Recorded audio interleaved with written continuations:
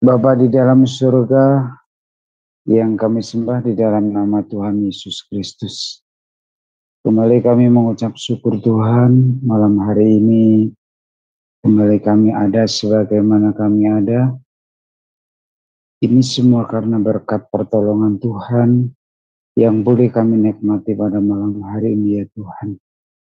Terima kasih Bapa di surga. Kami akan mengawali acara kami pada malam hari ini Tuhan.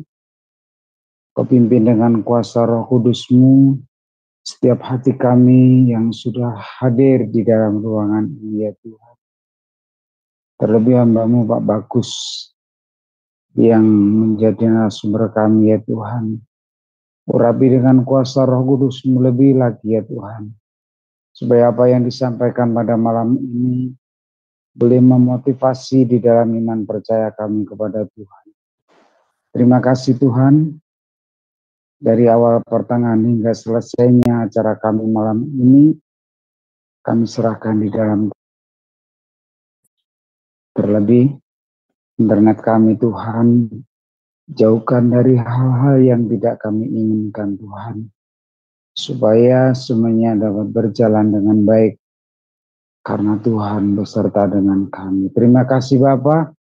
Kami akan memulaikan satu pertemuan atau ibadah kami. Atau pelajaran firman Tuhan pada malam ini ya Tuhan. Hanya di dalam nama Tuhan Yesus Kristus. Kami sudah berdoa dan mengucap syukur kepada Tuhan. Haleluya. Amin. Bapak Ibu, saudaraku yang dikasihi oleh Tuhan kita Yesus Kristus, ya, di malam hari ini kita kembali bertemu untuk kita bersama-sama belajar bagaimana kita memahami dan mengerti, mengenal lebih dalam lagi siapakah itu Yesus kami dalam kehidupan kita. Oke, kita buka Alkitab, kita akan membaca ya satu bagian firman Tuhan yang terambil dari Injil Matius. Suara saya kedengaran Bu ya? Jelas Pak. Jelas ya? Okay. Jelas. Injil Matius pasal 16 ayat 13 sampai dengan ayatnya yang ke-20. Ya, saya bacakan dulu ini pertama ya. Nanti kalau misalnya ada pengulangan, nanti saya minta Ibu ya, Ibu Ana ataupun siapapun nanti ya Bapak Ibu ya. Iya Pak, nanti Ibu Aling bantu. Ya, Injil Matius pasal 16 ayat 13 sampai dengan 20. Saya membacanya dari Alkitab Terjemahan Baru edisi 2. Ya, edisi 2. Yang sudah diterbitkan oleh LAI, Lembaga Alkitab Indonesia, dan Lembaga Biblika Indonesia. Nah, Lembaga Alkitab Indonesia memberikan judul Pengakuan Petrus. Setelah Yesus tiba di daerah Kaisarea Filipi, ia bertanya kepada murid-muridnya, kata orang, siapakah anak manusia itu?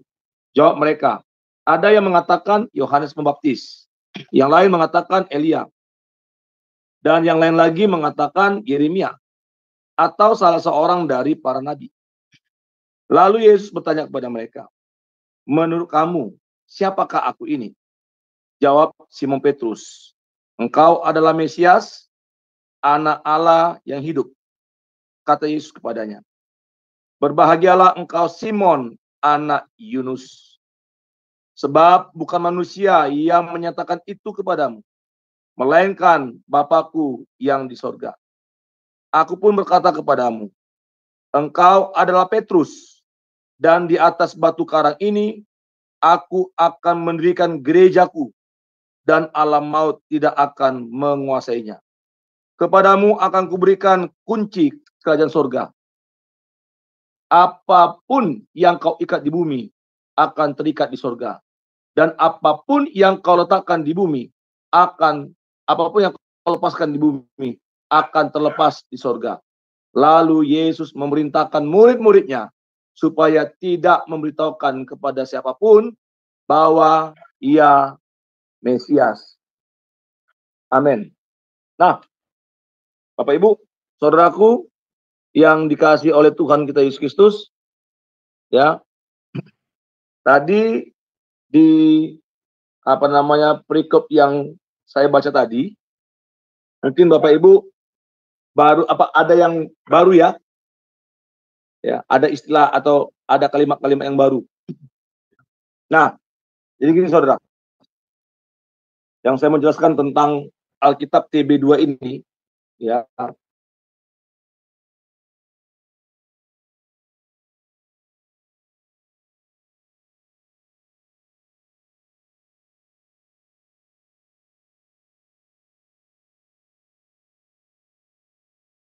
Suaranya Pak. Shalom Pak. Suaranya. Ya, suaranya terputus. Maaf ya teman-teman, sebentar ada kendala. Halo, suara saya putus ya? Iya Pak. Oh, sinyal. Iya Pak, putus tadi. Iya, jaringannya Wali. Nah, jadi Bapak Ibu, saya ulangi lagi ya. Alkitab terjemahan baru edisi 2 ini, ya, ini diterbitkan oleh LAI dan LBI, bukan dalam arti bahwa itulah benar ya, kitab sucinya orang Kristen, Alkitab itu diubah-ubah, ya kan? Enggak, saudara. Tetapi bahasa penterjemahannya itu yang diperbaharui. Karena yang namanya bahasa ini ya selalu update, up to date gitu loh. Ya. Sama kayak zaman dulu bahasa terjemahan lama yang pakai DJ, yang pakai OE, ya kan gitu. Lalu diperbaharui kan begitu. Jadi bahasa penterjemahnya itu yang diperbaharui. Ya. Bukan Alkitab yang diubah-ubah. Kayak gitu. Nah, saudara, kalau kita berbicara tentang mengenal, ya, kalau ada orang bertanya, ya, ini konteksnya ini, dia mungkin orang ini tidak begitu dekat dengan kita. Ya. Kalau kita tanya, apakah kamu memahami atau mengenal saya? Dengan ada satu orang lagi yang memang dia kesehariannya itu selalu bersama-sama dengan kita. Saudara. Ya. Tentu dua tipikal orang ini berbeda di dalam mereka memahami kita, saudara. Contohnya, ya, ini Bu Aling atau Ibu yang hadir sini. Ketika Bu Aling saya tanya, Ibu, ya, apakah Ibu mengenal saya? Apa jawaban Bu Aling? Bu Kenal Aling? Pak, kenal Pak. Mengenal yang bagaimana, Bu? Mengenal yang tidak dekat ya Pak.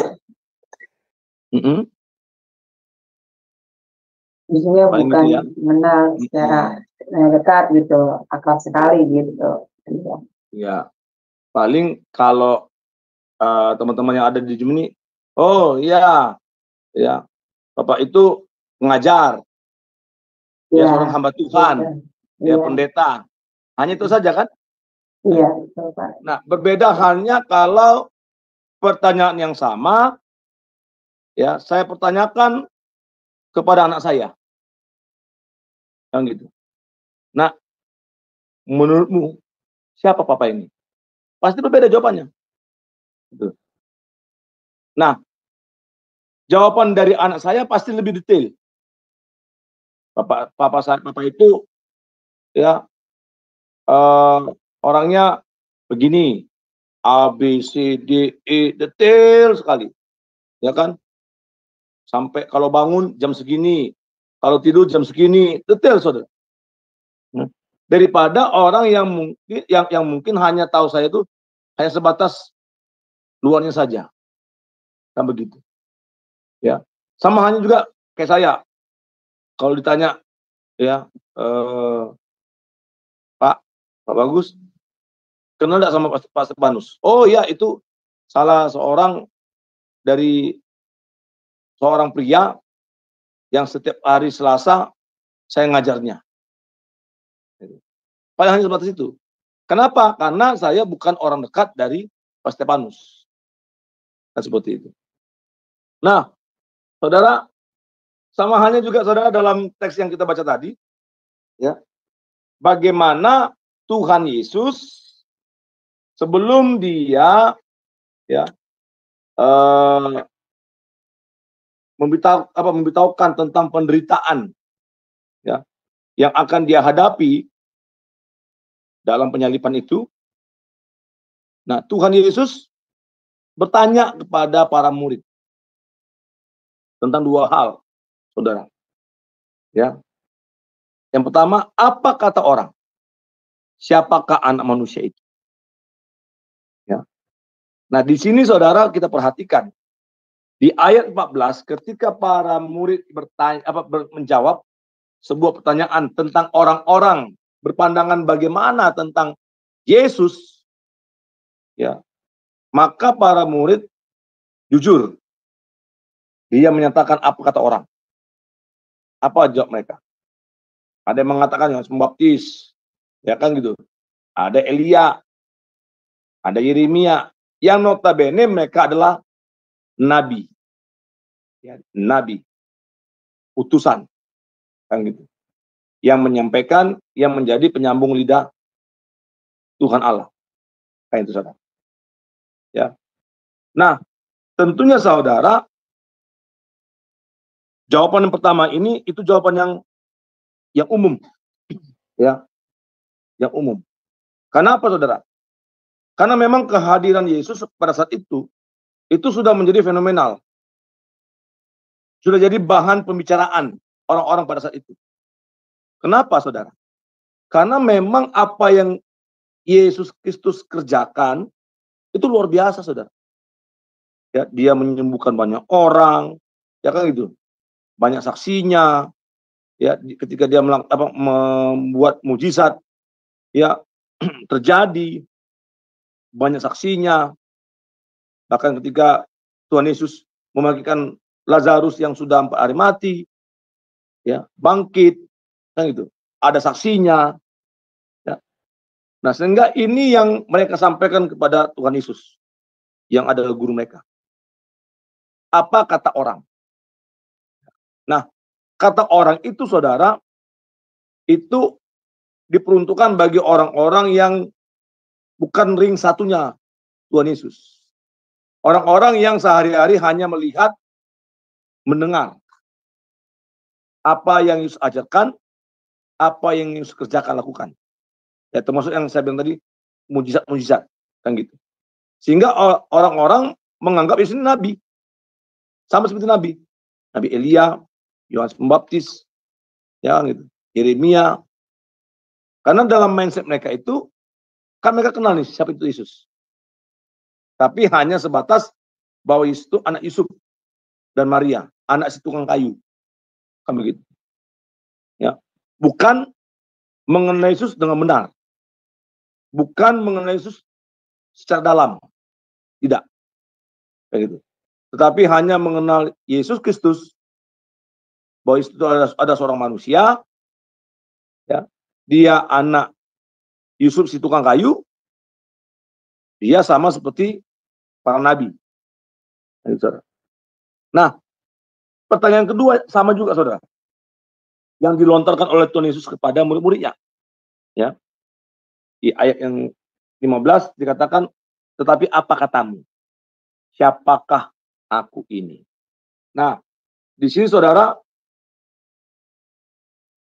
kita melihat, ya, Yesus mau mendengar apa respon para murid, ya, yang notabene sehari-hari ada bersama-sama dengan Yesus, mendengar pengajaran Yesus, tahu melihat siapa itu Yesus, ya, secara pribadi. Ya. Nah, saudara, apa kata para murid? Simon Petrus langsung jawab nih. Simon Petrus kan karakternya kan, orangnya kan langsung cepat respon kan gitu. Ya, pokoknya tanpa pikir panjang dia langsung ngomong. Sama seperti ketika ada seorang prajurit yang mau menangkap Yesus kan itu. Petrus kan langsung respon tuh, tup, langsung ya, langsung dipotongnya telinga prajurit itu kan gitu. Ya. Sama seperti juga ketika Simon Petrus itu ditanya ya, ketika Yesus disalibkan, bukankah kau ini salah seorang? Gue langsung bilang tuh, oh enggak, aku enggak kenal dia. Sampai 3 kali kan gitu. Karena memang tipikal Rasul Petrus itu seperti itu, saudara. Ya kan gitu. Langsung responnya cepat, tanpa dia berpikir panjang, apa risikonya, apa dampaknya. Pokoknya bagi dia itu penyesalan nantilah tuh. Yang penting aku ngomong dulu. Itu tipikal Simon Petrus. Nah, Simon Petrus, Rasul Petrus menjawab, engkau adalah Mesias, anak Allah yang hidup. Nah, saudara, mengapa Simon Petrus bisa mengatakan engkau adalah Mesias, anak Allah yang hidup? Nah, di sini saudara, kita melihat bahwa Petrus tahu betul bahwa Yesus bukan hanya sebatas seorang guru. Ya. Rasul Petrus tahu betul bahwa Yesus tidak hanya sebagai seorang teladan bagi mereka, sebagai seorang manusia rohani. Enggak, saudara. Tapi Petrus tahu betul bahwa Yesus itu adalah Mesias Kristus yang diurapi, bukan yang diusap. Ya. Mesias atau yang diurapi, yang memang sudah lama ditunggu-tunggu dan sangat dibutuhkan bagi mereka, bagi manusia, saudara. Gitu. Ya. Karena Petrus dia tahu, saudara. Ya. Dia baca dari firman Tuhan. Ya. Tentang apa? Nubuatan datangnya Mesias. Gitu. Bahwa Mesias yang akan datang itu bukan sembarangan manusia. Nah, Petrus tahu, saudara. Ya. Sehingga Petrus tidak meninggalkan apapun dalam kerangka berpikirnya. Ya. Dalam sebuah imajinasinya. Ya. Dengan mengatakan, wah, engkau adalah Mesias, anak Allah yang hidup. Kan begitu. Ya. Nah, saudara, kita melihat di sini, saudara, bagaimana Simon Petrus menjawab itu, saudara. Kenapa Simon Petrus bisa mengatakan engkau adalah Mesias, anak Allah yang hidup? Apakah sama seperti kata tetangga sebelah? Ya, anak Allah yang hidup, berarti Allah itu beranak. Ya, apakah ada dalam mindset Simon Petrus menyimpulkan bahwa Allah itu punya anak, beranak, lalu itu adalah Yesus? Atau bagaimana, saudara? Kan begitu. Ya. Nah, ketika Simon Petrus menjawab engkau adalah Mesias, engkau adalah yang diurapi, engkau adalah Kristus, anak Allah yang hidup, Petrus tahu, saudara, bahwa Mesias itu bukan sembarangan. Bahwa anak Allah itu bukan sembarangan. Makanya di ayat terakhir, ayat 20, Tuhan Yesus melarang para murid, terlebih Simon Petrus, untuk mengatakan kepada semua orang bahwa dia adalah Mesias. Saudara. Karena ini bahaya, saudara. Ya. Karena ketika kalau semua murid menyerukan Yesus adalah Mesias, anak Allah yang hidup, karena apa? Kalau dalam pemahaman orang Yahudi, ketika ada orang mengatakan anak Allah, dia adalah anak Allah, berarti dia sama seperti Allah. Tuh. Dia setara. dengan Allah. Berarti dia Allah, saudara. Makanya mengapa di ayat 20 Yesus melarang para muridnya. Kenapa? Saatnya belum tiba gitu. Kayak gitu. Baru setelah dia diadili, baru Yesus ngomong siapa dirinya. Kan begitu. Nah, di sini saudara, ya, kita belajar bagaimana suatu, apa kalau mau saya katakannya, suatu kebutuhan yang memang kita butuh, saudara, sangat-sangat butuh. Kalau saya mau katakan, saudara, menyederhanakan bahasa, kebutuhan yang sangat-sangat butuh kita mengenal Allah dan Tuhan yang benar, saudara. Jadi bukan seperti apa kata orang, kamu gitu, tentang siapa itu Yesus, tentang siapa itu Allah. Tapi betul-betul kita mengenal betul, gitu. Ya. Bukan seperti kalau ditanya, Pak Bagus, kamu kenal nggak John Biden? Oh, kenal, Pak. John Biden itu kan presiden Amerika Serikat. Hanya itu tuh, gitu. Gitu. Nah, jadi Bapak Ibu, mengenal Allah dan Tuhan yang benar itu tidak cukup sama seperti kayak tadi. Ditanya, kenal nggak presiden Amerika Serikat? Ya, kenal. Siapa namanya? John Biden. Titik. Terlalu dangkal, saudara. Kalau kita mengenal Allah dan Tuhan itu hanya sebatas itu. Apa kamu mengenal Yesus? Yang mengenal siapa tuh? Tuhan dan Juru Selamat. Titik. Apakah cukup, saudara? Enggak cukup. Apakah mengenal Allah dan Tuhan benar seperti itu? Terlalu cetek, saudara. Terlalu dangkal, saudara. Kenapa? Iblis pun, setan pun kenal, saudara. Itu masalahnya. Ya. Nah, di mana ayatnya? Tunggu ya.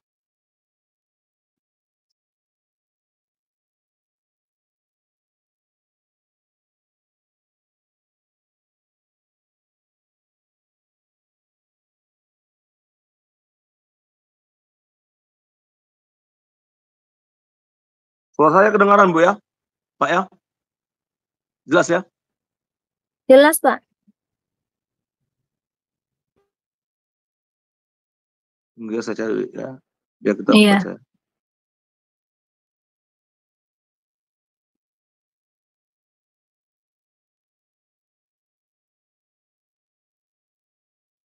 Buka Yakobus. Yakobus 2 ayat 19. Yakobus 2 ayat 19. Engkau percaya bahwa hanya ada satu Allah saja, itu baik. Tetapi setan-setan pun juga percaya akan hal itu dan mereka gemetar. Ya. Amin. Amin ya. Jadi tidak cukup, saudara, hanya mengenal ya satu Allah saja.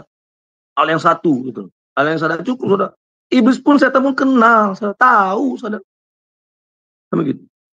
Nah, apa yang dikatakan oleh setan ya tentang Yesus ya? Tunggu ya.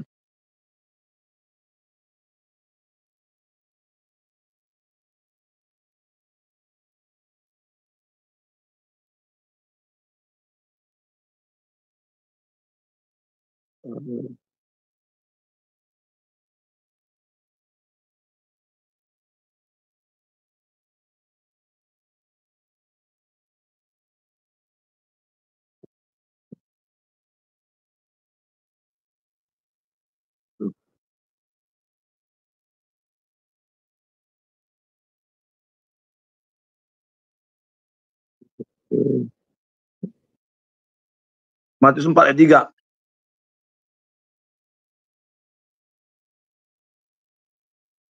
Matius 4 ayat 3. Iya, Matius 4 ayat 3.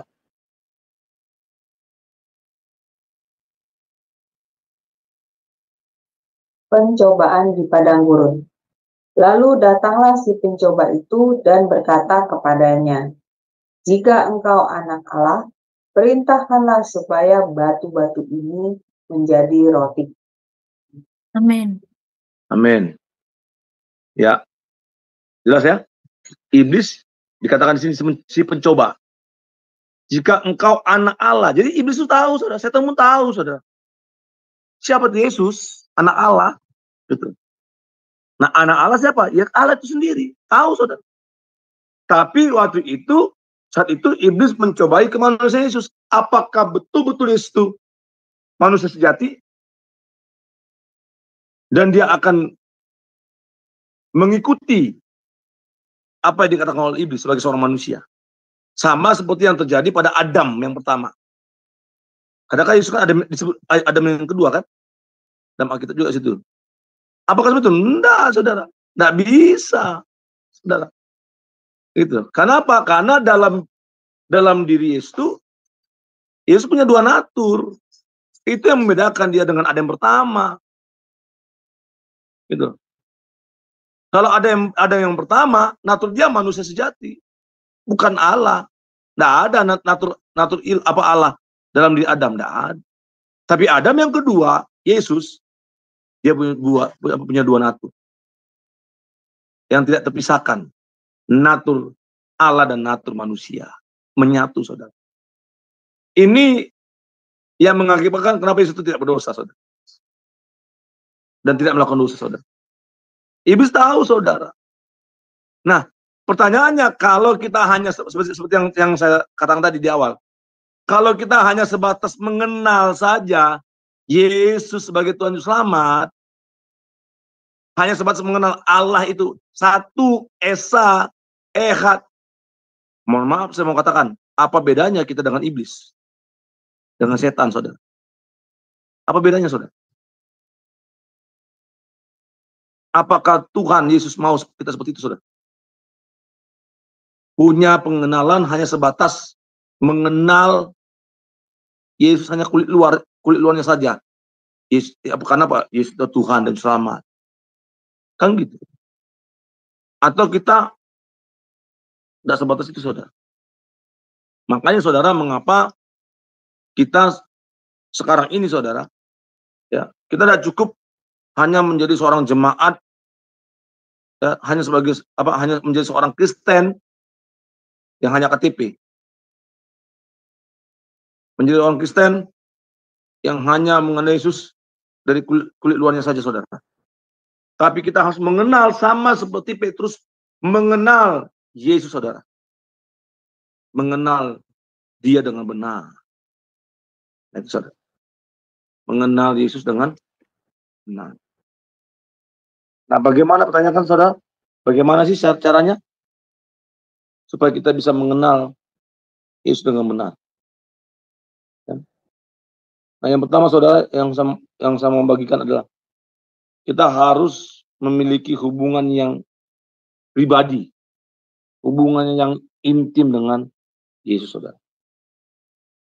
Sama seperti yang dialami oleh para murid, saudara. Memang, saudara, ketika Yesus disalibkan, sebagian besar para murid takut, saudara, mengalami ketakutan. Karena, saudara, tidak ada dalam benak mereka bahwa guru mereka itu, bahwa Tuhan mereka itu akan disalibkan, saudara. Tidak ada itu, saudara. Makanya ketika Yesus memperkatakan bahwa dia akan nanti ditangkap, disalibkan, kan Petrus kan langsung ngomong, tidak ada. Ya kan gitu. Itu Yesus mengatakan, sebelum ayam berkokok 3 kali, engkau sudah menyangkal aku 3 kali. Sebelum ayam berkokok, kamu telah menyangkal aku 3 kali. Jadi tidak ada, saudara, dalam mindset, dalam pemikiran para murid itu bahwa Yesus akan mengalami seperti itu. Tidak ada. Itu. Baru setelah mereka bertemu dengan Yesus yang bangkit, di situ mereka berubah, saudara. Apalagi ketika Roh Kudus dicurahkan kepada para rasul. Wah, di situ mereka tambah lagi, saudara. Tambah terbakar lagi semangat mereka. Untuk apa? Untuk memberitakan seperti Yesus yang bangkit. Jadi, poin yang pertama, saudara, bagaimana kita bisa mengenal Allah dan Tuhan yang benar dalam kehidupan kita? Ya, kembali lagi, saudara, kepada pribadi kita. Kita harus mengalami perjumpaan pribadi, ya. Mengalami perjumpaan pribadi dengan Yesus, saudara. Kita harus membangun hubungan yang intim, yang pribadi dengan Yesus, saudara. Tidak ada cara lain, saudara. Nah, bagaimana cara kita membangun hubungan yang intim, mengalami perjumpaan pribadi dengan Yesus? Ya, dengan doa, saudara. Karena apa? Doa itu komunikasi kita. Ya, kita mau curhat, cerita sama Tuhan Yesus, silakan, saudara. Jadi, saudara, doa itu tidak hanya kita minta, gitu. Ya, mohon maaf, saudara, mohon maaf ya. Banyak orang Kristen taunya minta aja, gitu loh. Ya, doa itu taunya minta, gitu, minta aja, ya kan? Yang nanti ujungnya memaksa, kan begitu. Oh, kalau Tuhan tidak kasih, aku akan begini. Akhirnya apa, saudara? Akhirnya kita menempatkan dalam doa itu, kita menempatkan posisi kita itu ada di atas Tuhan Yesus. Tidak bisa, saudara. Tidak bisa. Siapa kita, saudara, di hadapan Tuhan? Kita debu tanah, saudara. Nah, justru, saudara, dalam doa kita itu, kita berkomunikasi, kita ngobrol. Gitu. Kita cerita sama Tuhan Yesus. Tidak hanya minta, saudara. Tidak usah kita minta pun, saudara. Kalau kita ngobrol sama Tuhan, cerita dengan Tuhan, Tuhan tahu kok. Tuhan beri. Itu, saudara. Tidak perlu kita minta, saudara. Tuhan tahu, saudara. Yang penting Tuhan, kita tuh punya waktu kita ngobrol, komunikasi, sharing dengan Tuhan Yesus, saudara, dalam doa kita. Nah, yang kedua, saudara, ya, bagaimana caranya kita membangun hubungan yang intim, mengalami perjumpaan pribadi dengan Tuhan Yesus? Ketika kita atau lewat kita membaca Alkitab, ya, membaca firman Tuhan, itu, saudara. Ya. Jadi kalau kita tidak punya waktu untuk membaca Alkitab, untuk menggumuli firman Tuhan, untuk merenungkan firman Tuhan, bagaimana kita bisa tahu siapa itu Yesus? Bagaimana kita mengalami perjumpaan pribadi dengan Tuhan Yesus? Ya, kalau kita hanya sekali seminggu, itu pun di gereja, sampai gitu. Bagaimana, saudara? Nah, kita harus punya, seperti saya bilang tadi, kebutuhan yang memang khusus, saudara, untuk kita tuh baca firman, belajar. Ya, salah satunya dengan apa yang Bapak Ibu lakukan saat ini, ya kan gitu, masuk ke Zoom, belajar, jadi murid. Karena di sini, saudara, kita bisa mengalami perjumpaan dengan Tuhan, gitu. Kita dijamah oleh Tuhan, kan gitu. Karena apa? Firman Tuhan katakan, firmanku tidak akan kembali sia-sia. Termasuk juga bagi orang-orang yang belum mengenal Yesus, belum menerima Yesus sebagai Tuhan Selamat, kan gitu. Karena firman Tuhan itu berkuasa, loh, berkuasa. Bahkan dikatakan lebih tajam dari pedang bermata dua, yang sampai bisa memisahkan sumsum dengan tulang. Bayangkan, saudara, kan begitu. Jadi kita harus mengalami perjumpaan pribadi ketika kita baca firman. Disitulah Tuhan berbicara sama kita, saudara. Ya, disitulah seringkali Tuhan berbicara dengan kita, saudara, ketika kita membaca Alkitab. Ini, saudara. Nah, yang ketiga, saudara, ya, bagaimana kita mengalami perjumpaan pribadi dengan Yesus, saudara. Ya. Kita mengalami perjumpaan pribadi dengan Yesus, dan kita bisa mengenali lebih dalam ketika kita ibadah, saudara, menyembah Dia, memuji Dia, itu, saudara. Makanya kan kalau kita ibadah di gereja, ya, kita dalam puji-pujian, dalam penyembahan, ya kan? Kita kan merasakan ada satu aura, satu hadirat yang berbeda, saudara, kan begitu, ya. Sampai kita mencucurkan air mata, sampai kita merinding, kita terharu. Nah, itu, saudara. Itu tanda kita mengalami perjumpaan dengan Kristus. Lewat pujian itu, lewat penyembahan itu, kita mengalami, saudara. Kita merasakan hadirat Tuhan. Dan itu berbeda, saudara. Berbeda ketika kita menyanyikan lagu-lagu biasa. Berbeda. Daripada kita beribadah, kita memuji dan menyembah Dia, saudara, dalam pujian. Nah, tanya saudara, ya, bagaimana kita mengenal Yesus atau mengenal Allah dan Tuhan dengan benar, saudara? Apa yang dilakukan oleh Simon ketika dia mengatakan, ya, engkau adalah Mesias, anak Allah yang hidup. Nah, di sini saudara, ya, Simon Petrus mengungkapkan, saudara, ya, sesuatu jawaban yang berbeda. Karena Simon Petrus tidak hanya sebatas mengenal Yesus dari luarnya, tapi Simon Petrus melihat, saudara, dia merasakan bahwa apa yang dilakukan oleh Yesus menandakan siapa dirinya, saudara. Bahwa itu bukan manusia biasa. Makanya dikatakan anak Allah yang hidup. Anak Allah yang hidup. Ya. Nah, saudara yang dikasih oleh Tuhan kita Yesus, dari sini saudara kita mau belajar, saudara, bahwa bagaimana kita sebagai orang Kristen harus kita punya pemahaman yang kuat tentang iman kita, saudara. Ya. Jangan setengah-setengah, saudara. Jadi kalau kita menyatakan aku Kristen, aku pengikut dan murid Yesus, itu bisa diukur dan dinilai, saudara, sebatas mana iman kita sungguh-sungguh di hadapan Tuhan. Lewat apa? Ya, lewat pergumulan kita, saudara. Lewat apa? Ya, lewat apa yang kita alami. Kan begitu. Ya. Apakah kita baru mengenal Yesus ketika kita merasakan kuasanya? Ya, kita berdoa, tiba-tiba terjadi mukjizat. Kita berdoa, doa kita dijawab. Apakah hanya sebatas itu, saudara? Baru kita mengatakan, oh iya, aku mengenal Engkau ya Tuhan. Enggak, saudara. Lebih daripada itu, saudara.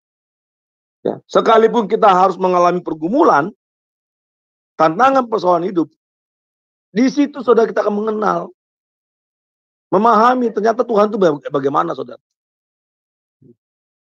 Tidak hanya pada saat kita mengalami kesukaan, sukacita, saudara.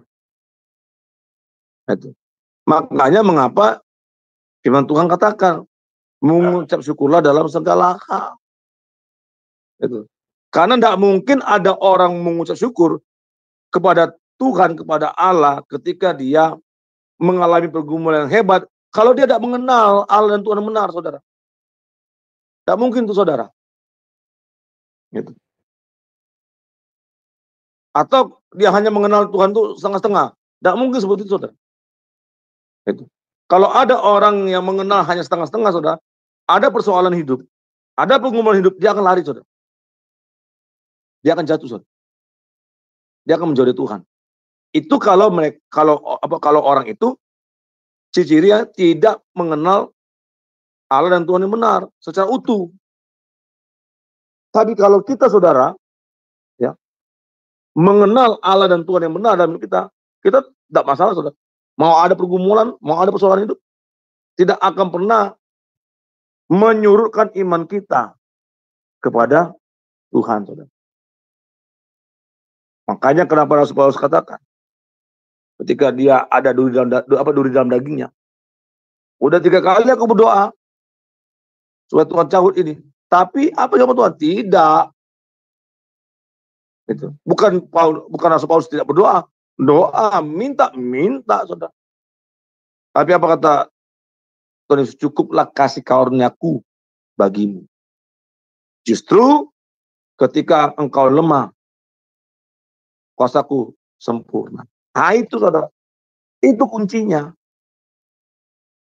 Itulah bahagianya kita sebagai seorang Kristen saudara, seorang pengikut Yesus. Ketika kita lemah, kita kuat. Kenapa? Karena kuasa Tuhan dinyatakan dalam diri kita saudara. Lewat apa? Lewat pergumulan kita itu. Makanya kita tidak perlu takut saudara. Menghadapi apapun dalam hidup kita saudara, persoalan, pergumulan, tantangan, ekonomi, tidak perlu saudara. Itu. Ya. Karena kita udah kenal, kita merasa, ini tidak mungkin Tuhan mengecewakan saya. Nah, iman kita saudara. Nah, gitu. Iman kita yang menggerakkan kita untuk kita mau mengenal Allah dan Tuhan yang benar. Dan pasti kita akan bertumbuh saudara. Pasti kita akan bertumbuh. Nah, selanjutnya saudara yang ketiga. Ya. Bagaimana kita bisa mengenal dan memahami Allah dan Tuhan yang benar dalam kehidupan kita saudara. Ya. Nah, selain kita memiliki iman, ya, selain kita mengalami perjumpaan pribadi dengan Kristus saudara, ya, apa yang juga yang dialami oleh Simon Petrus, apa yang dikerjakan oleh Simon Petrus saudara, dan apa yang dinubuatkan oleh Tuhan Yesus dalam kehidupan Rasul Petrus saudara. Ya. Di dalam ayat yang ke-17 dikatakan Matius 16 ayat 17. Kata Yesus kepadanya, berbahagialah engkau Simon bin Yunus, sebab bukan manusia yang menyatakan itu kepadamu, melainkan Bapakku yang di sorga. Jadi saudara, ya, ada Roh Allah, ada Roh Kudus yang bekerja, gitu. Dalam diri Petrus. Karena tidak mungkin saudara, kalau Roh Kudus tidak ada, Petrus bisa mengatakan engkau adalah Mesias, anak Allah yang hidup saudara. Itu. Makanya Yesus katakan, Bapakku yang di surga yang menyatakan itu. Tidak mungkin saudara, kalau memang ada Roh Kudus, Roh Allah dalam hidup kita memuja Tuhan. Tidak mungkin saudara. Betul. Nah, kenapa ada orang bisa menghujat Tuhan Yesus? Karena memang tidak ada Roh Kudus dalam dirinya. Tidak ada saudara. Karena tidak mungkin saudara Roh Kudus menghujat Tuhan Yesus. Tidak mungkin Roh Kudus menghujat Allah Bapa. Tidak mungkin saudara. Karena mereka sama saudara, hakikat. Sehakikat Allah saudara. Itu. Makanya ketika Yesus mengatakan, berbahagialah engkau Simon. Gitu. Karena bukan manusia yang menyatakan itu kepadaku, bukan. Melainkan Bapakku yang di sorga. Ada kuasa Allah. Ada peranan Allah. Yang membuat Simon Petrus itu mampu untuk mengkredokan, menyaksikan pengakuan imannya tentang siapa itu Yesus. Engkau adalah Mesias, anak Allah yang hidup. Nah, bagaimana dengan kita, saudara? Bagaimana dengan kita? Apakah sampai saat ini kita menjadi seorang Kristen, ya, pengikut dan murid Yesus? Apakah kita sudah betul-betul, saudara, sungguh-sungguh merasakan Roh Kudus itu bekerja dalam diri kita, saudara? Sehingga lewat karya kerja Roh Kudus itu dalam diri kita, ya kita mengalami pertumbuhan, pengenalan akan Tuhan dan Allah yang benar, saudara. Atau tidak, saudara? Nah itu. Ya. Jangan kita sudah 20 tahun jadi orang Kristen, 30 tahun, 40 tahun, 50 tahun, bahkan 60 tahun kita sudah jadi orang Kristen. Tapi kita belum kenal, tidak paham kita, tidak tahu kita. Bahaya, saudara, celaka, saudara. Gitu. Ketika ditanya, kira-kira Pak, Bu, kalau Bapak Ibu mati, masuk surga enggak? Waduh tuh, gimana ya Pak ya? 50-50 apa 50-50 lah Pak, 50-50. Kalau selama saya hidup di dunia ini saya berbuat baik ya pasti saya masuk surga. Kalau selama hidup saya begini, pasti saya masuk neraka. Waduh. Saudara. Jangan sampai saudara kita seperti itu. Ya, kita masih meragukan saudara. Ya kira aku nih bagaimana ya nanti ya? Tidak bisa saudara seperti itu saudara. Ya.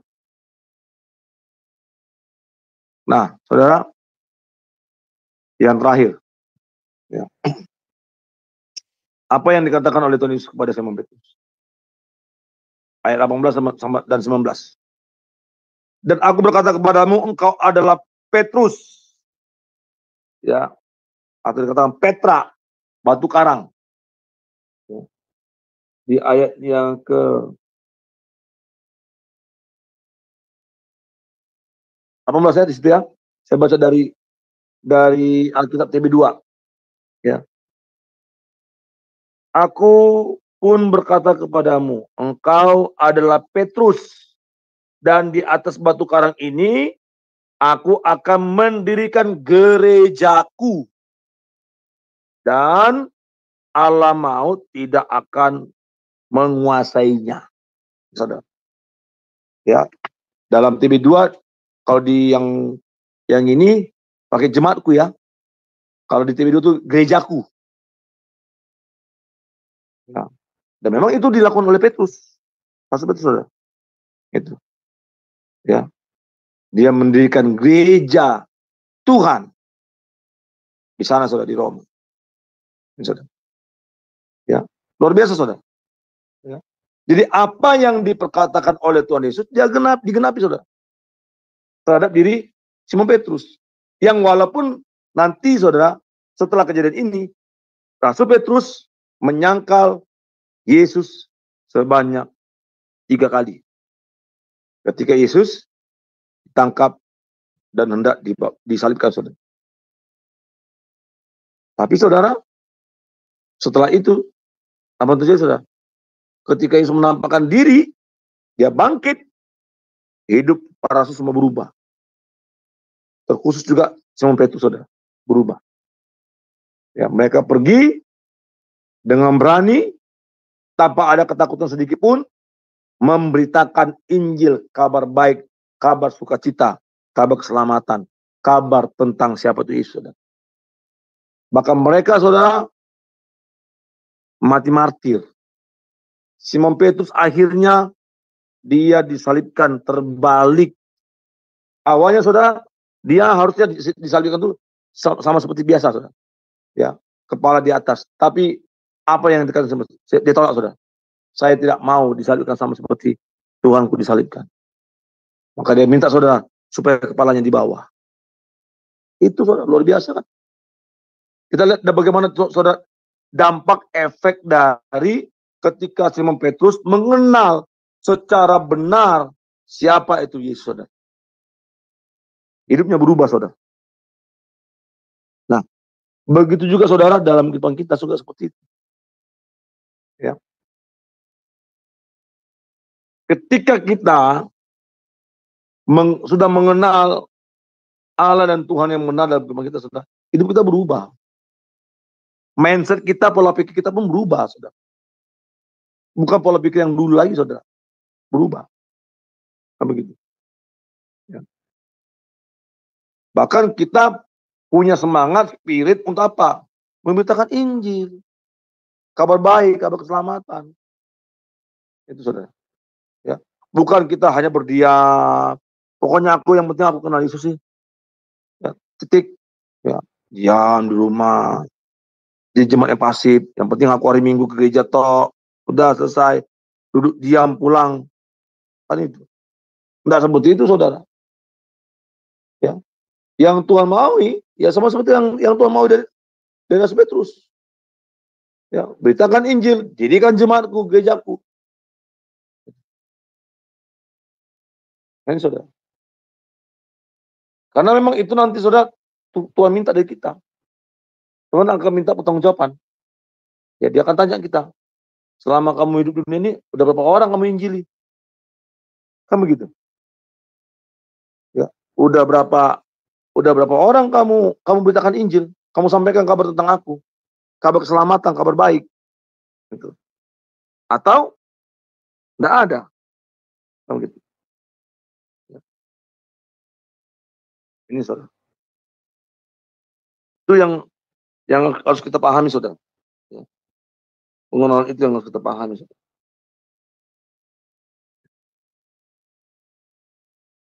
Nah, saudara, Yesus mengatakan kepada Simon Petrus, ya, kau adalah Petrus, dan di atas batu karang ini aku akan mendirikan gereja.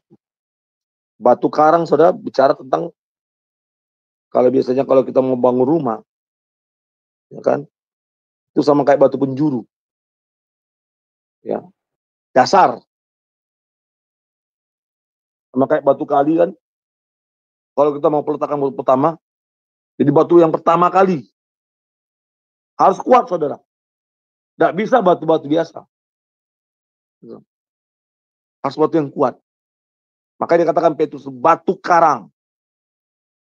Ya. Di atas batu karang ini, di atas dasar yang kuat ini, di atas dasar yang tak tergoyahkan ini, aku, kata Yesus, akan mendirikan gerejaku. Dan alam maut tidak akan menguasainya, saudara. Itu janji Tuhan, saudara. Bagi kita gerejanya, jemaatnya, saudara. Tidak bisa, saudara. Kenapa? Karena kita sudah ditebus dan telah lunas dibayar, saudara. Makanya maut tidak berkuasa lagi, saudara. Maut tidak berkuasa lagi atas diri kita, atas gereja Tuhan, atas jemaat Tuhan. Tidak bisa, saudara. Bagi orang-orang yang sungguh-sungguh mengenal Allah dan Tuhan yang benar. Siapa itu Yesus, saudara? Jangan seperti orang Ones. Gitu loh. Jangan gitu. Jangan seperti orang Unitarian. Yang salah. Memahami, mengenal Allah dan Tuhan yang benar. Nah, itu, saudara. Sudah diajari, ngeyel. Ya kan gitu. Sudah kita buka ayat Alkitabnya, tetap mereka tidak mau terima. Itu. Ini susah, saudara. Ya. Makanya, saudara, mari kita buka hati untuk mengenal Allah dan Tuhan yang benar dalam kehidupan kita, saudara. Karena itu penting, saudara. Karena iman kita, jangan kita berharap iman kita bisa bertumbuh dengan sehat kalau kita belum mengenal Allah dan Tuhan yang benar dalam diri kita, saudara. Tidak bisa, saudara. Ya. Jangan berharap kita bertumbuh secara sehat, secara benar, kalau kita belum mengenal Allah dan Tuhan yang benar dalam diri kita, saudara. Ya. Jadi kalau ditanya, siapa itu Yesus? Hanya utusan. Nah, ini payah, saudara. Kalau dibilang hanya utusan, padahal sebenarnya tidak ada dalam Alkitab bahwa Yesus itu hanya utusan. Enggak, tidak ada. Gitu. Yesus katakan, Bapa yang mengutus aku. Dia tidak mengatakan, Bapa hanya mengutus aku. Tidak ada. Bapa yang mengutus aku. Karena memang dia adalah sang firman Bapa itu. Dia adalah logos Bapa itu. Yang diutus, yang keluar dari diri Allah Bapa. Untuk apa? Penebusan dosa, saudara. Melepaskan kita dari kuasa maut. Nah, saudara. Oke, saya kembali kepada host. Silakan. Selamat malam, Pak Bagus. Gimana? Iya, salam. Pak, mengenai materi yang Bapak jabarkan tadi, artinya kan kita ini sebagai anak Tuhan harus belajar ya Pak akan firman Tuhan supaya kita bisa mengenal Tuhan Yesus dengan lebih dalam dan lebih baik lagi. Nah, kalau melalui gereja kan Pak bisa diadakan kelas-kelas pembelajaran ya Pak firman Tuhan. Lalu kalau bagi perorangan Pak, seperti misalnya saya gitu, ini saya mengajak orang lain itu untuk belajar firman Tuhan, misalnya dengan mengikuti kelas-kelas pembelajaran. Dan jika orang itu tidak mau, Pak, apakah benar sikap saya kalau saya memaksa gitu, Pak, kepada mereka? Terima kasih, Pak Bagus. Oke. Ya. Makasih Bu ya pertanyaannya. Jadi gini Bu.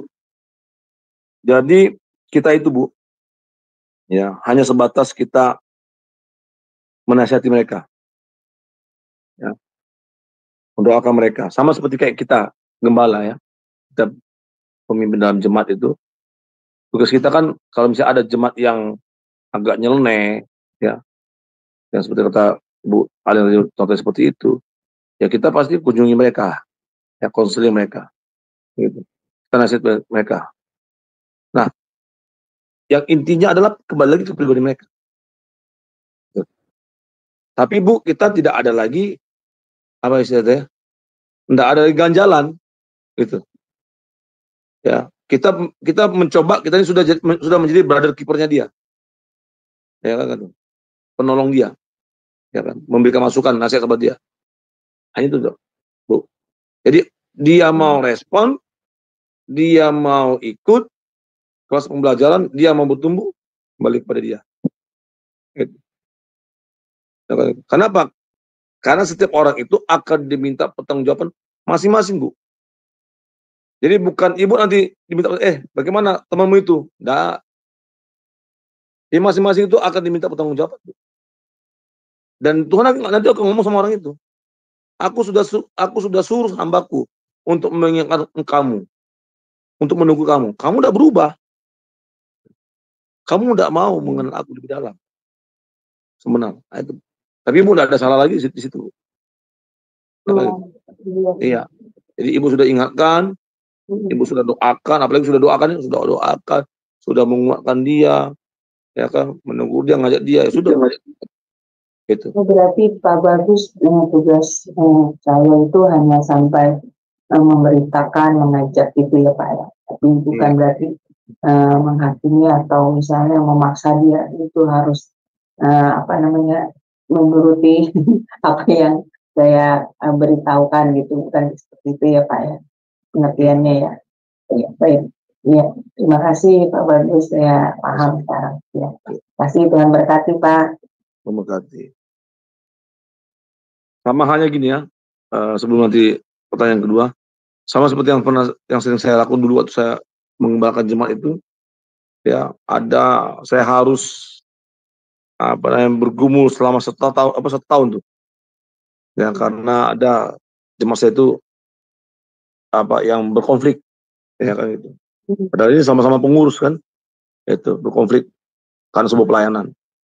Ya, saya satu tahun saya bergumul sampai suatu ketika tuh, suatu waktu mereka akhirnya berdamai dan akhirnya bapak yang tidak pernah gereja ini akhirnya gereja lagi. Itu. Jadi memang itu kembali lagi ke personal masing-masing gitu. Ya, gitu. Kenapa ada orang seperti itu? Ya karena memang dia mengasah hati. Gitu. Dia merasa memang dia bisa gitu. Tanpa siapapun. Bahkan jangan-jangan tanpa Tuhan pun dia bisa. Nah, ini bahaya gitu. Jangan sampai seperti itu. Karena apa ya? Karena kita tidak tahu, ya Bapak Ibu ya. Gitu. Bagaimana Tuhan bekerja dalam kehidupan kita loh.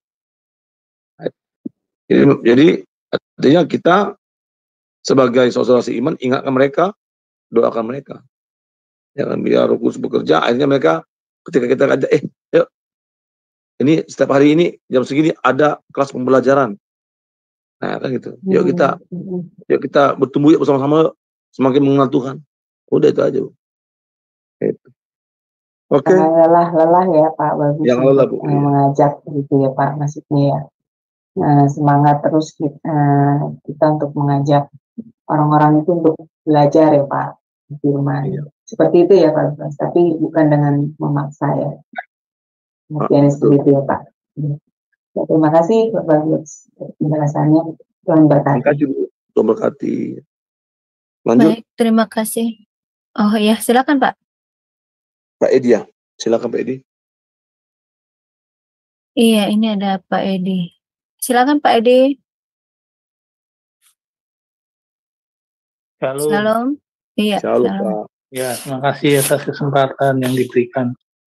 Ini saya mau nanyakan yang jawaban Tuhan Yesus terhadap pernyataan Petrus yang mengakui Yesus adalah Mesias, anak Allah yang hidup. Kemudian kan Tuhan Yesus menjawab, engkau Petrus, di atas batu karang ini aku mendirikan gerejaku. Jadi maksudnya, nah itu kan kalimat jawaban Tuhan Yesus itu ditafsirkan seolah-olah Petrus itu sebagai dasar, ucapan Petrus sebagai dasar gereja. Nah itu lalu kan di selanjutnya itu Petrus itu diangkat sebagai paus pertama, kepala gereja, sebagai landasan gereja. Mungkin kalau penjelasan itu apakah bisa dibenarkan atau bagaimana gitu. Terima kasih. Ya, terima kasih Pak atas pertanyaannya. Jadi memang kalau kita lihat di ayat yang ke-18, ini juga merupakan nubuatan ya Yesus tentang Petrus ini. Kan gitu. Sama seperti apa yang juga katakan dengan Petrus juga kan, engkau tidak akan apa? Saya lupa ya. Waktu bagaimana Petrus mati itu, ya. Itu orang akan menyiksa engkau, akan mengikat engkau. Dan itu akhirnya kan tergenapi gitu. Bahwa Petrus nanti akan dimartir, mati dibunuh, disalibkan, kan begitu. Nah ini juga sama. Jadi Tuhan Yesus juga sudah menubuatkan gitu, bahwa semua murid, kadang ini kan bukan hanya sampai Petrus sebenarnya, tapi yang menjawab itu Petrus, kan gitu. Tapi yang hadir saat itu bukan hanya Petrus loh, para murid, gitu. Dan akhirnya itu juga digenapi oleh para murid. Bahkan sampai Thomas pun hanya kan memberitakan Injil, mendirikan gereja kan, jemaat Tuhan di India. Kayak gitu. Jadi mereka menyebar tuh. Jadi 12 murid itu menyebar. Ya kan gitu. Mereka tersebar ya kan ke barat, ke timur, sampai ke ujung bumi. Digenapi. Nah, hanya memang Petrus ya apa yang dikatakan oleh Tuhan Yesus bahwa Petrus mendirikan gereja jemaat Tuhan. Dan makanya dia diberikan nama yang baru. Apa Petrus, Petra, batu karang. Itu Pak. Jadi memang masalah untuk yang paus itu ya, sebenarnya kan kalau saya pernah dengar itu, apakah benar atau salah ya, sebenarnya bukan Rasul Petrus yang mendirikan pertama kali gereja di Roma. Kan begitu. Coba nanti Bapak cari di ini ya, coba. Tunggu ya. Saya pernah baca itu. Ada apa ya? Jadi kemarin baru dibahas juga oleh teman. Saya lupa nyatatnya kemarin.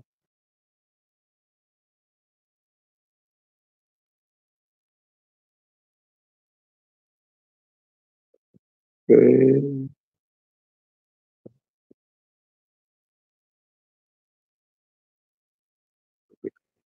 Kita cari aja ya. Mau dibukakan atau gimana Pak? Tunggu saya cari dulu.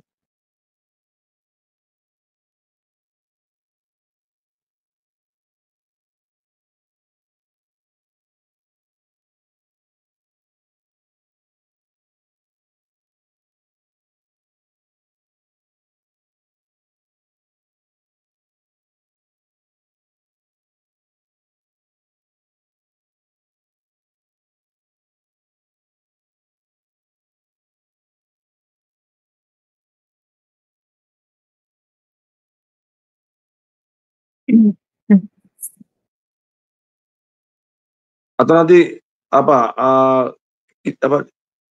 di ini ya, dicari. Saya pernah baca tuh. Ya, Petrus itu awalnya itu dia memberitakan Injil bukan di Roma. Ya. Tapi akhirnya dia kemudian pergi ke Roma. Bahkan Paulus pun, Rasul Paulus, ya,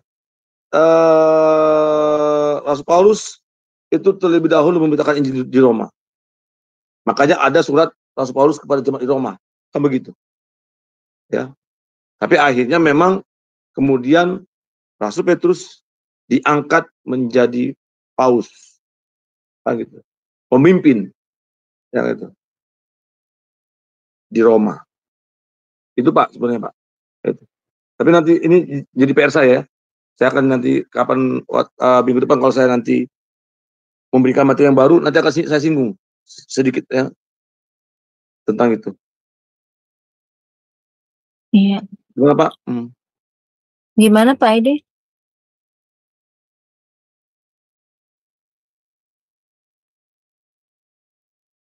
Iya Pak, silakan. Ya, itu kan ini kalau yang pendapat umum ya, atau yang saya pernah dengar itu teologi reformasi atau ya orang-orang Protestan lah, dan itu menyatakan kepala gereja itu Tuhan Yesus sendiri. Tapi kalau saudara kita yang Katolik, kepala gereja itu sudah diwakilkan oleh Petrus sebagai paus pertama dan yang melanjutkan. Jadi sampai sekarang ini kan di Vatikan itu kan ada ini paus. Nah, itu sebagai kepala gereja yang universal, tapi karena ada reformasi ya, tidak diakui. Nah, ini maksud saya kalau dari pandangan Alkitab itu sebetulnya apakah mana yang benar gitu, maksud saya itu yang mau saya tanyakan. Ya, terima kasih. Iya, benar juga Pak. Jadi saya juga tidak menolak itu. Memang Petrus akhirnya kan menjadi paus pertama di Roma kan. Makanya ada apa namanya Santo Basilika Petrus kan di Roma. Basilika Santo Petrus kan itu. Basilika Santo Petrus itu Pak. Benar Pak itu Pak?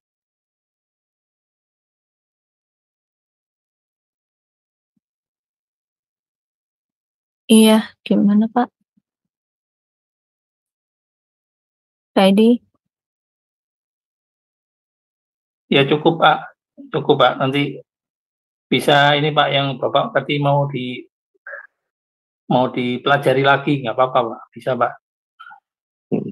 Ya sementara ini Pak ya, diterima kepala gereja itu kalau versi Katolik memang ini ya diwakili paus, sedangkan kalau kita dari Protestan itu Tuhan Yesus sendiri gitu Pak.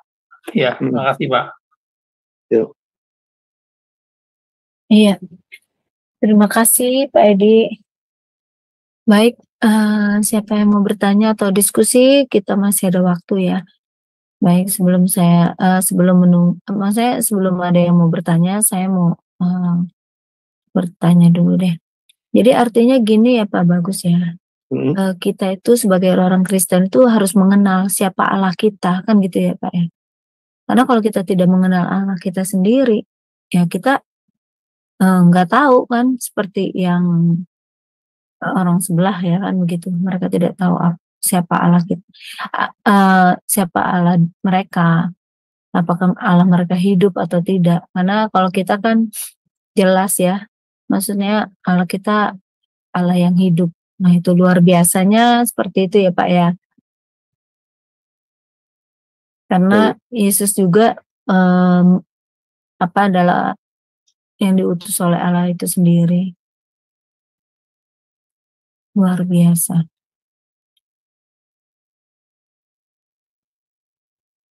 Baik, siapa yang mau bertanya? Oh iya. Silakan. Ya.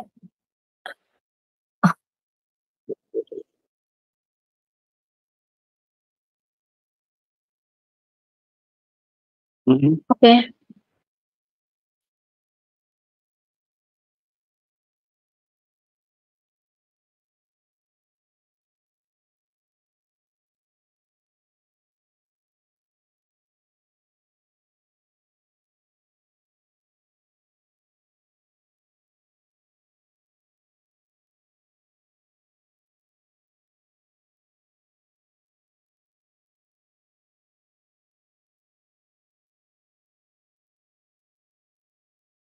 Oke.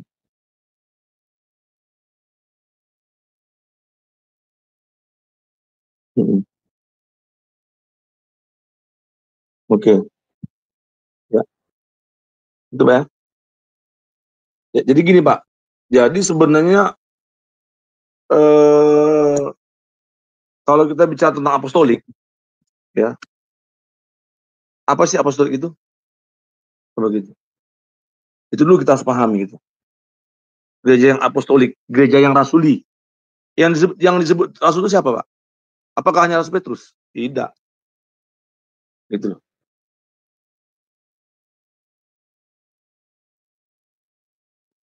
Nah, ya, karena memang kan dari Martin Luther kan, itu kan begitu. Awalnya kan begitu. Martin Luther membuat reformasi di Jerman, kan begitu. Ya, dari gereja Katolik. Kan seperti itu. Ya, sama kayak Calvin juga kan begitu. Ya, beda dengan memang kalau gereja barat. Apa gereja timur. Ya kan gitu. Tetapi yang namanya apostolik itu semua rasul. Gitu. Semua rasul. Kan begitu. Nah, dalam konteks yang tadi itu memang Yesus menyatakan kepada Simon Petrus, ya kan, bahwa engkau Petrus, ya gitu. Di atas batu karang ini aku akan mendirikan gerejaku. Yesus kan tidak bicara situ tentang Roma, kan begitu, tentang apapun kan itu, tidak. Hanya bicara konteks gereja. Ya kan, kalau dalam terjemahan lama kan pakai kata jemaatku, ya kan gitu, seperti itu. Tapi pesan ini tidak hanya diperuntukkan kepada Petrus waktu itu, karena bukan hanya Petrus seorang diri yang ada di situ. Gitu. Semua murid ada di situ. Tapi yang merespon, yang menyatakan engkau Mesias anak Allah, yaitu Petrus. Makanya itu. Nah, itu Pak. Memang kalau kita belajar dari sejarah gereja Barat, ya kan, ya betul seperti yang tadi, kembali ke Rasul Petrus, ya kan. Apalagi kalau kita bicara tentang Katolik, ya kan, Katolik bukan Katolik yang dulu ya Katolik yang sebelum skisma. Kalau saya mau katakan itu berbeda, Pak. Jadi Katolik sebelum skisma dengan Katolik Roma sekarang berbeda. Entah orang Katolik yang sekarang ngomong apa, itu pandangan saya. Itu berbeda. Gitu. Ya. Nah, jadi memang Katolik yang dulu yang yang universal, ya kan. Makanya kan sebenarnya kan Katolik itu kan bicara tentang umum, universal, gitu loh. Kan begitu. Baru seiring berjalannya waktu, ya kan, terjadinya suatu hierarki. Nah, ini yang menimbulkan konflik itu kan gitu. Terjadilah skisma. Ya kan, gereja timur memisahkan diri, ya kan, dengan beberapa uskup, apa itu, dengan mereka berdasarkan patriarkat, ya kan, apostoliknya, gereja Katolik itu akhirnya lahir gereja Katolik Roma, kan seperti itu. Tetapi memang kalau kita bicara tentang apostolik, ya, itu semua rasul, ya apostolik, gereja apostolik, gitu. Ya sekalipun kitab yang Protestan ini berasal dari gereja Katolik, ya kan, Katolik Roma, reformasi kan, itu oleh Martin Luther atau dari John Calvin, ya, atau contohnya saya dari Metodis, itu dari Wesleyan, dari Anglikan, kan seperti itu, dan lain sebagainya. Tapi bukan itu Pak, jadi gini, bukan itu yang mau kita kalau saya pribadi mau bicara enggak, bahwa memang yang namanya apostolik itu adalah semua rasul. Betul.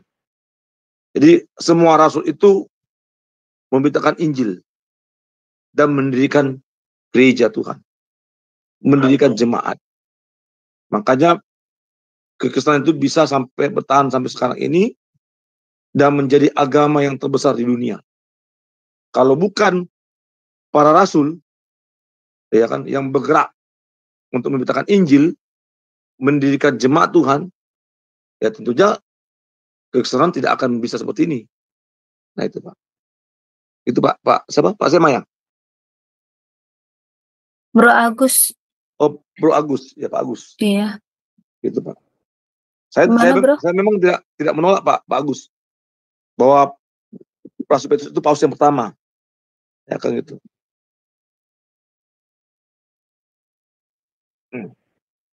Cuma sebenarnya juga Rasul Paulus juga memberitakan Injil di Roma.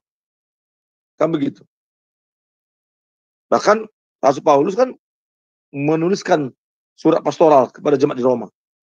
Kan begitu. Ya, cuma saya tidak tahu kenapa Rasul Paulus itu tidak diangkat menjadi paus. Nah, itu sejarahnya kan memang tidak dijelaskan secara detail.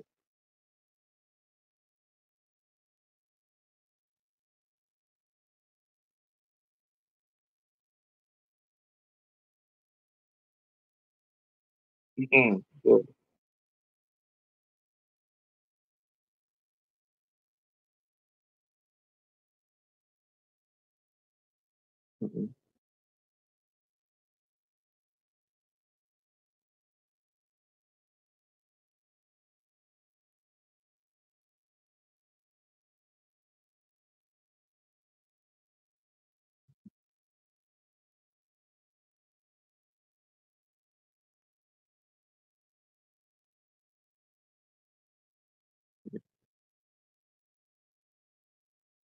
Betul. Iya, Pak Tianok. Ya, kadang-kadang Roma kan tidak hanya bicara tentang kota tertentu, ini Roma, enggak. Betul. Karena kekaisaran Romawi pada saat itu luas. Oke, lanjut Bu. Iya. Gimana Bro? Aku masih mau ditanya lagi yang lain? Iya. Terima kasih Pak Agus. Iya. Iya, luar biasa ya. Tapi memang iya juga sih Pak Bagus. Saya juga sempat dengar kalau orang Katolik bilang bahwa yang mendirikan gereja pertama kali ya Petrus itu. Itu saya pernah dengar juga sih. Yang betul Bu. Jadi kalau kita tanya sama teman-teman Katolik, pasti jawaban mereka itu. Iya. Iya. Jadi Rasul Petrus adalah paus yang pertama di gereja di Roma. Gitu. Berarti kalau orang Kristen sama aja ya? Tergantung Bu. Jadi kalau Ibu tanya ke saya, ya seperti saya ya seperti tadi, ya semua rasul itu apostolik. Gitu. Iya Pak. Iya, itu. Ya kita ada saat ini kan, ya bisa dikatakan, ya contohnya lah ya, kalau saya bicara tentang ya gereja saya kan gitu. Ya kan gereja saya kan asalnya kan dari Anglikan. Kan gitu. Oh. Iya, saya dari Metodis Bu. Metodis itu kan pendirinya kan John Wesley. Iya, gitu. iya. Iya, John Wesley sampai dia mati pun dia tetap pendeta Anglikan gitu. Kan begitu. Memang nanti runutnya kan kembali lagi ke Katolik kan gitu. Bukan ke gereja Timur. Kan gitu, bukan ke Ortodok. Kan gitu. Karena Anglikan itu kan gereja kerajaan. Jadi Raja Henry ya, itu memisahkan diri dari gereja Katolik. Ya kan gitu. Dan dia buat gereja kerajaan. Itu namanya gereja Anglikan. Nah itu. Karena tentang pernikahan ya. Nah, itu makanya di Anglikan itu ya pendeta pastor itu boleh menikah. Itu. Tapi kalau pandangan saya pribadi, bagi saya sih ya semua rasul itu apostolik. Ya kan gitu. Semua rasul dia punya jasa untuk memberitakan Injil sehingga kita bisa ada sampai sini. Jadi para rasul kan punya murid terus murid ada. Jadi itulah yang membuat gini, kenapa gereja itu kuat gitu. Ya kan gitu. Jadi apa yang sudah diletakkan batu karang itu makanya dikatakan batu karang gitu. Di atas batu karang ini aku akan mendirikan gerejaku. Jadi memang batu karang itu kuat, batu penjuru. Iya. Gitu. Nah, ini Pak, kan tadi kan di ayat yang 15 kan Yesus bilang, Yesus bertanya kepada mereka, tetapi apa katamu, siapakah aku ini? Maka Petrus langsung ya, Simon Petrus, engkau adalah Mesias, anak Allah yang hidup. Lalu kata Yesus kepadanya, berbahagialah engkau Simon bin Yunus, sebab bukan manusia mengatakan itu kepadamu, melainkan Bapakku yang di surga. Nah, kalau dalam kita ya Pak ya, mungkin ini ya Pak ya, yang sudah maksudnya Roh Kudus ada dalam diri kita gitu. Mungkin seperti itu ya Pak ya. Jadi kita bisa mengatakan seperti itu. Tapi kalau kita nggak ada Roh Kudus ya mungkin seperti orang sebelah ya dia tidak mengatakan. Mungkin seperti itu ya Pak ya. Iya. Jadi kalau memang tidak bisa Bu, kalau Roh Kudus tidak bekerja, tidak berkarya dalam kita tuh kita tidak bisa untuk mengakui dan menerima sebagai Tuhan dan Selamat. Mengenal Allah dan Tuhan benar itu tidak bisa. Makanya sampai bubui-bubui pun mulut kita, ya kan, berdiskusi sama sebelah. Kalau memang Roh Kudus tidak bekerja, atau mereka tidak merendahkan hati, buka hati, tidak bisa. Betul. Yang akan timbul polemik. Nah, itu. Makanya saya kalau diskusi sama mereka tuh, itu untuk apa saya berdiskusi dengan polemikus, menimbulkan polemik, tidak ada guna. Gitu. Gitu. Kalau mereka bertanya, kita sudah jawab, sudah jawab. Nah, itu aja. Pasti gitu. Yang penting saya jawab. Ya, karena selalu pasti apa yang kita jawab itu bagi mereka tuh tidak benar. Gitu. Nah, itu kalau polemikus. Beda dengan ketika dia buka hati, dia bertanya ingin kebenaran. Nah, itu beda. Nah, Roh Kudus akan bekerja seperti itu. Gitu. Untuk orang seperti itu, Roh Kudus akan bekerja. Roh Kudus akan pakai kita gitu. Untuk menyatakan itu. Jadi itu, Bu. Jadi kalau tanpa karya Roh Kudus, tanpa peran Roh Kudus, nah, ya nggak bisa. Ibaratnya itu kita tong kosong nyari bunyinya. Gitu loh. Makanya itu juga seperti itu. Bukan kamu yang mengatakannya. Kan ngomong tadi kan, melainkan Bapakku yang di sorga yang menyatakan. Itu Bu, Wana. Iya. Baik, terima kasih Pak. Artinya kalau kita kalau mereka memang mau mengerti tentang Yesus ya pasti Roh Kudus bantu gitu ya Pak ya. Tapi kalau memang dia sendiri tapi Tuhan kan tahu ya Pak ya apa yang orang itu mau bertanyakan atau bagaimana. Jadi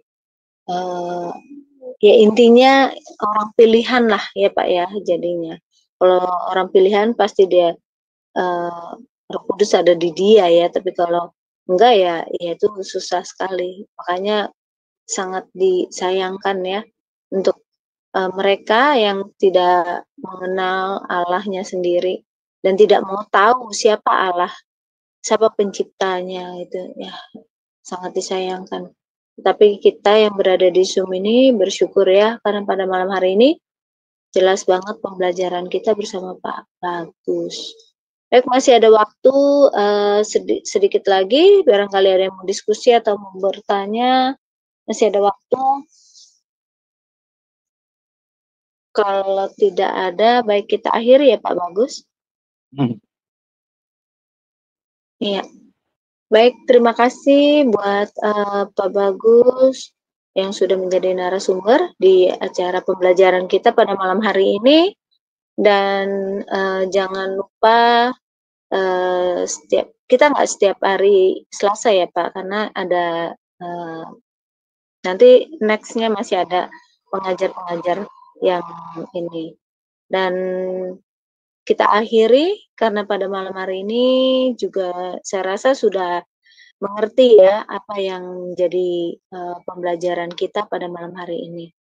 Baik, sebelum diakhiri saya minta kesediaannya Pak Bagus untuk closing statement sama itu Pak, doa penutup silakan Pak. Oke, kita berdoa. Oh ya, sebelum saya berdoa satu hal Bapak Ibu sebagai closing statement kita, mari kita belajar mengenal Allah dan Tuhan yang benar dalam kehidupan kita. Mengenal tidak hanya sebatas mengenal. Memahami tidak hanya sebatas memahami kulit luarnya saja. Tapi kita betul-betul mengalami perjumpaan pribadi, hubungan yang intim dengan Tuhan. Ya, karena melalui itu kita nantinya akan bertumbuh dalam iman, bertumbuh dalam pengenalan yang benar tentang Allah dan Tuhan kita. Amin. Kita berdoa. Kami sungguh bersyukur dan berterima kasih kepada Engkau ya Bapa malam hari ini. Engkau masih memberikan kepada kami Tuhan waktu dan kesempatan untuk kami boleh belajar bersama-sama tentang firman. Bagaimana kami harus mengenal Engkau dengan benar. Tidak hanya mengenal dari luar. Apa kata orang. Tetapi Tuhan kami mengenal Engkau secara pribadi. Mengalami perjumpaan pribadi dengan Engkau. Mampukan kami Tuhan untuk kami tetap berkomunikasi dalam doa kami kepada Engkau, membaca firman-Mu, memberitakan Injil-Mu, dan punya hasrat untuk kami mau memuji dan menyembah Engkau Tuhan. Sehingga Tuhan, hari demi hari kami dapat mengenal Engkau secara sempurna, secara utuh, dan kami dimampukan untuk memberitakan siapa Engkau dalam kehidupan kami. Terima kasih Tuhan, hamba berdoa Tuhan untuk semua kami yang ada di Zoom ini. Berkati kami Tuhan dalam kehidupan kami, kesehatan, pekerjaan usaha kami, keluarga kami Tuhan, lebih anak-anak yang telah Engkau karuniakan di tengah-tengah keluarga kami, berkati pertumbuhannya, berkati pendidikannya, berkati masa depannya. Terima kasih Bapak, kami akan beristirahat, Engkau sertai lindungi kami Tuhan, dari istirahat kami, sehingga besok pagi kami boleh bangun, dalam keadaan selamat, tidak kurang satupun. Terima kasih Bapak, ampuni kami atas segala dosa dan kelemahan kami, supaya kami senantiasa layak dan berkenan di hadapan Tuhan. Hanya di dalam dan demi nama Tuhan kami Yesus Kristus, kami sudah mengucap syukur dan berdoa. Amin.